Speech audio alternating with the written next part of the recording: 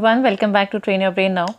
तो आज मैं आपके साथ बात करने वाली हूँ simultaneous shift in demand and supply market equilibrium. इस चैप्टर के बहुत बेसिक से जो ग्राफ्स हैं वो बहुत इजी हैं, बट जो सबसे ज़्यादा टिपिकल आता है that is with respect to simultaneous. Simultaneous का मतलब है एक में चेंज, उसके साथ साथ दूसरे में भी चेंज हो जाना।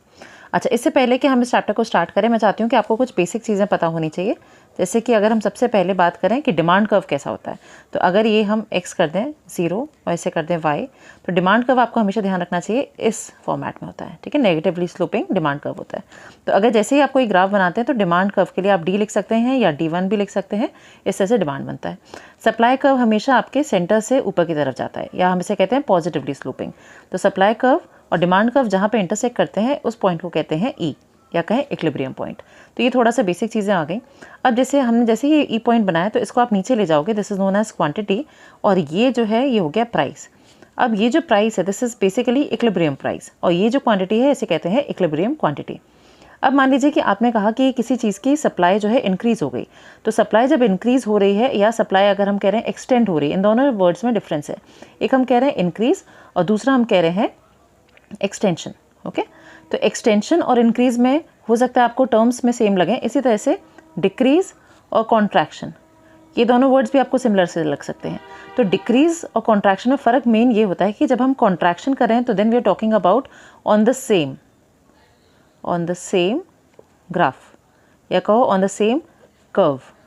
ओके, तो हम सेम कर्व की बात करें। जैसे कि अगर हम डिमांड की बात करें और मैंने कहा डिमांड में एक्सटेंशन हुआ है, दैट मीन्स कि इसी डिमांड कर्व पे एक्सटेंशन। ओके, या अगर हमने कहा कॉन्ट्रैक्शन हुआ है, that means on the same demand curve there is contraction. Supply curve में अगर हम बात करें एक्सटेंशन की, तो वहाँ पे एक्सटेंशन इस तरफ हो जाएगा, कॉन्ट्रैक्शन हो रहा है तो इस तरफ हो जाएगा। ठीक है, बट जब इंक्रीज़ हो रहा है तो पूरा एक नया सप्लाई कर्व आप बनाओगे। इसी तरह से जब डिक्रीज़ हो रहा है तो पूरा एक डिमांड कर्व पीछे की तरफ बनेगा। तो इंक्रीज़ और डिक्रीज़ में पूरा नया कर्व बनता है, जबकि एक्सटेंशन और कॉन्ट्रैक्शन में सेम जो कर्व है, चाहे वो डिमांड हो चाहे सप्लाई हो, उसी में चेंजेस आते हैं। तो एक्सटेंशन का मतलब हो गया कि वो चीज़ यहाँ पे इंक्रीज़ हो रही है, कॉन्ट्रैक्शन हो गया अगर सप्लाई की बात करें तो इस तरफ हो रहा है। डिमांड में अगर इंक्रीज़ हो रहा है, एक्सटेंशन हो रहा है तो इस तरफ आएगा, डिमांड में कॉन्ट्रैक्शन हो रहा है तो इस तरफ आएगा। तो ये बेसिक सी चीज़ें आपने पता कर ली। अब हम आगे बढ़ते हैं, that is coming on to the simultaneous shift.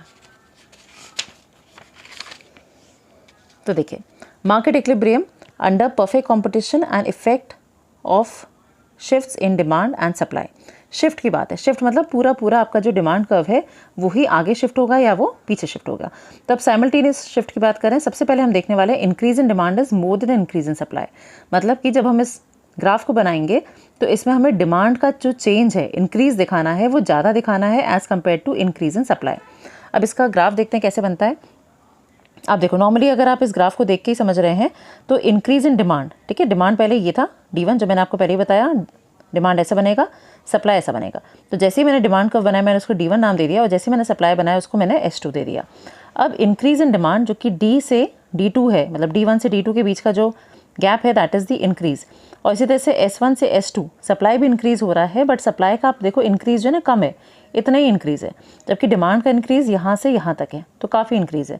और हमारी सिचुएशन भी यही है, हमें दिखाना है increase in demand is more than increase in supply. अब आप देखिए, इसमें कुछ चीज़ें होती हैं जो कि बेसिक हैं और बहुत आपको अल्टीमेटली इसका इफेक्ट भी पूछा जा सकता है कि प्राइस और क्वांटिटी में क्या चेंज आया, या ओवरऑल आपको चेंज दिखाने को भी पूछा जा सकता है। तो फर्स्ट करते हैं कि पहले एक डिमांड है और एक कांस्टेंट सप्लाई चल रही है मार्केट में, और उसकी वजह से एक इक्विलिब्रियम बना। ठीक है, अब हमने कहा सिचुएशन ये आ गई कि डिमांड जो है ज़्यादा बढ़ गई है as compare to increase in supply. Supply में भी इंक्रीज़ हुआ, डिमांड में भी इंक्रीज़ हुआ, पर डिमांड में जो इंक्रीज़ है वो काफ़ी ज़्यादा है एज़ कम्पेयर टू सप्लाई। तो हम यहाँ पे देखते हैं देयर इज़ एक्सेस सप्लाई। और आपको पता है कि अगर एक्सेस डिमांड, आपको पता है कि किसी चीज़ का डिमांड बढ़ जाता है, तो अगर डिमांड बढ़ता है तो डिमांड की वजह से क्या होगा, प्राइस बढ़ जाएगा उस चीज़ का। ठीक है, अगर कोई चीज़ मान लीजिए अपने जो मार्केट रेट है 100 रुपये, उससे वो महंगी हो गई, ठीक है, उससे उसका जो डिमांड है वो बढ़ गया। अगर वो अभी तक 100 यूनिट मांगे जा रहे थे, अब उसके 200 यूनिट मांगे जा रहे हैं, तो उस चीज़ का प्राइस बढ़ जाएगा। ठीक है, तो यहाँ पे क्या होगा, जब एक्सेस डिमांड होगी, जो कि यहाँ पे सिचुएशन दिखा भी रही है, डिमांड आपकी ज़्यादा है एज़ कम्पेयर टू सप्लाई, तो यहाँ पे क्या होगा, there will be increase in price. अच्छा, अगर आप नॉर्मली देखो तो आपका जो डिमांड है वो कितना इंक्रीज़ हुआ है, E से R तक। ठीक है, डिमांड में जो चेंज है दैट इज़ फ्रॉम E से लेके R तक। जो सप्लाई में आपका इंक्रीज़ हुआ है that is from E to K। Supply में इतना ही चेंज आ पाया, ठीक है, सप्लाई में आपके में इतना चेंज आया है, इतना इंक्रीज़ हुआ है, जबकि डिमांड में यहाँ से यहाँ तक का पूरा इंक्रीज़ हुआ है। तो डिमांड में आप देखो इतना, यहाँ से यहाँ तक का जो अमाउंट है दैट इज़ दी एक्सेस, आपका अमाउंट जो है that is of excess demand, ठीक है। तो इतना एरिया जो है वो आपका एक्सेस डिमांड है, और इसी एक्सेस डिमांड की वजह से क्या हो रहा है, प्राइस जो है बढ़ गया। अब प्राइस जो बढ़ गया, प्राइस कितना हो गया, P1 से P2 हो गया, प्राइस यहाँ से उठ के यहाँ तक चला गया।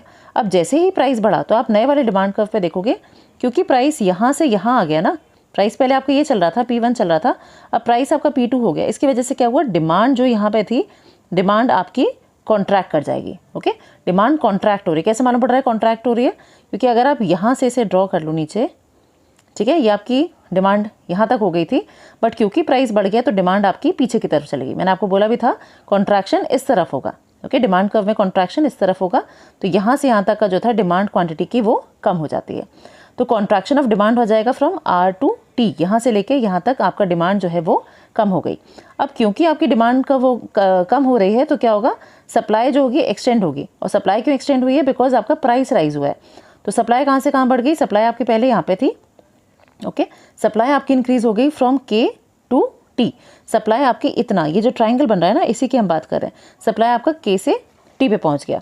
और सप्लाई क्यों इंक्रीज हुई, बिकॉज प्राइस हैज़ राइज्ड। तो क्योंकि प्राइस राइज हो गया तो लोगों ने, जो आपके सप्लायर्स हैं, वो उस चीज़ को और ज़्यादा बनाने की कोशिश करेंगे।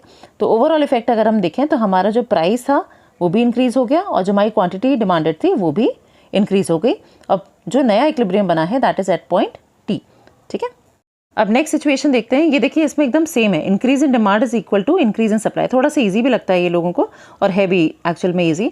तो इसमें हम जो इंक्रीज दिखा रहे हैं, देखिए D1 ये हो गया, ये D2 हो गया, ये S1 हो गया, ये S2 हो गया। तो पहला इक्विलिब्रियम कौन सा हुआ, जहाँ पे S1 और D1 आपस में इंटरसेक्ट करेंगे, that is at point E। नया इंटरसेक्शन, अब जब आप इसे बनाओगे ना तो आपको ये देखना है कि दोनों का जो इंक्रीज आप दिखा रहे हो, मैंने यहाँ पे 1 सेंटीमीटर लिया है, आप भी ऐसे ले सकते हैं, दोनों का इंक्रीज का जो डिफरेंस है वो सेम होना चाहिए, तभी आपका ग्राफ सही बनेगा। तो जैसे ही आपने इंक्रीज़ को दोनों को सेम कर दिया है, तो अब आप देख सकते हो यहाँ से जब हम इसको, जो नए बने हैं S2 और D2, इनका जो पॉइंट निकालेंगे, जो हमने नया इक्विलिब्रियम T बनाया है, वो एक्चुअली सेम लाइन को ही एक्सटेंड करता हुआ जाएगा, बट क्वांटिटी यहाँ पे इंक्रीज़ हो जाएगी। तो हमने कहा कि अगर मार्केट में डिमांड जितनी इंक्रीज़ हो रही है उतनी ही सप्लाई इंक्रीज़ हो रही है, तो ऐसे में क्वांटिटी जो है वो इंक्रीज़ होगी, equilibrium quantity, but equilibrium price जो है वो कांस्टेंट रहेगा। तो इसमें आपका जो रेफरेंस है या कहें जो रीडिंग है वो आपको ये बतानी है कि जो इक्विलिब्रियम प्राइस है वो कांस्टेंट रहेगा, और इक्विलिब्रियम क्वांटिटी जो है वो इंक्रीज़ हो जाएगी फ्रॉम Q1 टू Q2। चलिए अब लास्ट की बात करते हैं, increase in demand is less than increase in supply. Okay, again graph के लिए हम X और Y बना लेंगे। तो X एक्सिस इधर हो जाएगी, Y हो जाएगा, प्राइस हो गया, क्वांटिटी हो गया। अब यहाँ पे अगेन S1 और D1, तो जहाँ पे कोइंसाइड हो गया वो पॉइंट हो गया हमारा E का। अब उसने कहा कि जो इंक्रीज इन डिमांड है, ओके, इंक्रीज इन डिमांड जो हमें बनाना है वो कम है। तो ये देखिए मैंने जो डिफरेंस बनाया है वो कम रखा है, और सप्लाई का जो इंक्रीज दिखाया है वो ज़्यादा दिखाया है, ठीक है। क्योंकि हम शिफ्ट की बात करा रहे हैं तो पूरा पूरा एक नया सप्लाई कर्व बनाया। ऐसे इधर भी शिफ्ट की बात करें तो पूरा पूरा हमने एक नया डिमांड कर्व बनाया। अब जैसे ही जहाँ पे पॉइंट इंटरसेक्ट करेगा ना, आप वहाँ पे वो पॉइंट को T बना दीजिए। अब आप बेसिक देखिए, जो आपका पहला डिमांड कर्व था और पहला सप्लाई कर्व था, वहाँ पे पॉइंट E था, तो उससे प्राइस आपका यहाँ था। अब क्या हुआ, जब नया T वाला जो पॉइंट आया इक्विलिब्रियम का, तो आपका प्राइस जो है वो नीचे हो गया, दैट मीन्स प्राइस आपका कम हो गया। और क्वांटिटी में देखें यहाँ से यहाँ में, तो क्वांटिटी पहले ये थी Q और अब हो गई Q1, तो क्वांटिटी आपकी जो है इंक्रीज़ हो गई। अब इसको अंदर से समझते हैं थोड़ा सा। हमने कहा कि जो सिचुएशन है यहाँ पे क्या है, डिमांड भी बढ़ी है यहाँ से यहाँ, और सप्लाई भी बढ़ी है, बट जो सप्लाई का इंक्रीज़ है वो ज़्यादा है, ठीक है। दैट मीन्स कि there is excess supply. Supply देखिए कितनी है, E से लेके R तक का इंक्रीज़ है। और डिमांड में इंक्रीज़ देखें तो डिमांड जो है वो आपका E से K तक है। Okay, this is demand curve. तो यहाँ से यहाँ तक का डिमांड का चेंज है, और ये जो सप्लाई कर्व है यहाँ पे देखो तो E से R तक यहाँ का सप्लाई का है।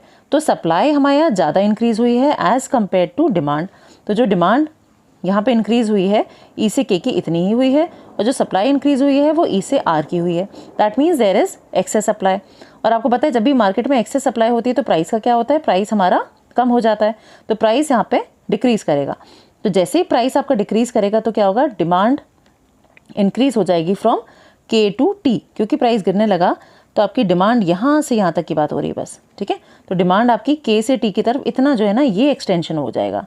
और क्योंकि आपका जो प्राइस है वो आपका गिरा, इसी वजह से क्या होगा, सप्लाई आपकी कम हो जाएगी। तो सप्लाई आप देखिए यहाँ से यहाँ हो गई।